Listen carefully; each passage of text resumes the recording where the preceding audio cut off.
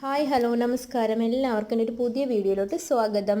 അപ്പം ഞാൻ ഇന്നിവിടെ വന്നേക്കുന്നത് ഒരു കുക്കിംഗ് വീഡിയോ ആയിട്ടാണ് വന്നേക്കുന്നത്. അപ്പം ഞാൻ ഇതിനകത്ത് ഒരു സോയാബീൻ്റെ കറി ഉണ്ടാക്കുവാണ്. സോയാബീൻ എന്ന് നമ്മളെ ന്യൂട്രലയാണ്. അപ്പം നമുക്കിപ്പോൾ നോൺ വെജ് ഒന്നും കഴിക്കാത്തവർക്ക് നല്ല ടേസ്റ്റി ആയിട്ട് നമുക്ക് കഴിക്കാൻ പറ്റുന്ന ഒരു കറിയാണിത്. അപ്പം ഇത് ഉണ്ടാക്കാനായിട്ട് ഞാനിവിടെ യൂസ് ചെയ്തേക്കുന്നത് 2 സവാള അരിഞ്ഞതും അതുപോലെ തന്നെ 2 അല്ലി വെളുത്തുള്ളിയും അതുപോലെ ഒരു കഷ്ണം ഇഞ്ചിയാണ്.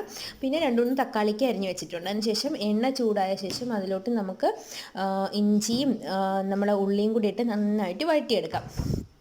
അപ്പം ഇതൊന്ന് വരുന്നത് വരെ നമുക്ക് നന്നായിട്ടൊന്ന് ഇളക്കി കൊടുക്കാം. കരിഞ്ഞു പോകരുത്, നന്നായിട്ട് വഴണ്ടി വരണം. വഴണ്ടി വന്ന ശേഷം നമുക്ക് ഇതിനകത്ത് ആവശ്യമായിട്ടുള്ള പൊടികളെല്ലാം ചേർത്ത് കൊടുക്കാവുന്നതാണ്.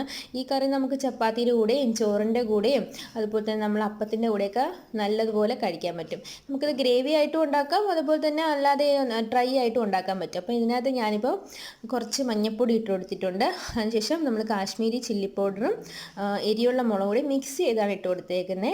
അത് നന്നായിട്ട് ഒന്ന് ചൂടായി വരണം. പിന്നെ അതിനകത്തോട്ട് നമുക്ക് ആവശ്യമായിട്ടുള്ള മസാലപ്പൊടിയും അതുപോലെ തന്നെ ശകലം കുറച്ച് ഒരു 1/2 ടീസ്പൂൺ മല്ലിപ്പൊടി ഇട്ട് നന്നായിട്ട് ഇളക്കിയ ശേഷം നമ്മൾ ഈ പച്ച മണം മാറിയ ശേഷം നമുക്ക് ഇതിനകത്തുള്ള ഒരു 2 തക്കാളിക്ക് അരിഞ്ഞത് ഇട്ട് കൊടുക്കാം. എന്നിട്ട് തക്കാളിക്ക് നന്നായിട്ട് വഴണ്ടി വരണം. അതായത് നന്നായിട്ട് അത് നല്ല വെന്ത് വരുന്ന സമയമാകുമ്പോഴത്തേക്കും നമുക്ക് നമ്മൾ ഈ സോയാബീൻ ഇതിനകത്ത് ഇടുന്നതെന്ന് പറഞ്ഞാൽ ഞാൻ നേരത്തെ തന്നെ ചൂടുവെള്ളം നന്നായിട്ട് തിളപ്പിച്ച് അത് കഴുകിയെടുത്തതാണ്. കുറച്ചൊന്ന് വേവിക്കുക, അതായത് ചൂടുവെള്ളത്തിലിട്ട് നന്നായി വേവിച്ച ശേഷമാണ് ഞാൻ കറി ഉണ്ടാക്കുന്നത്.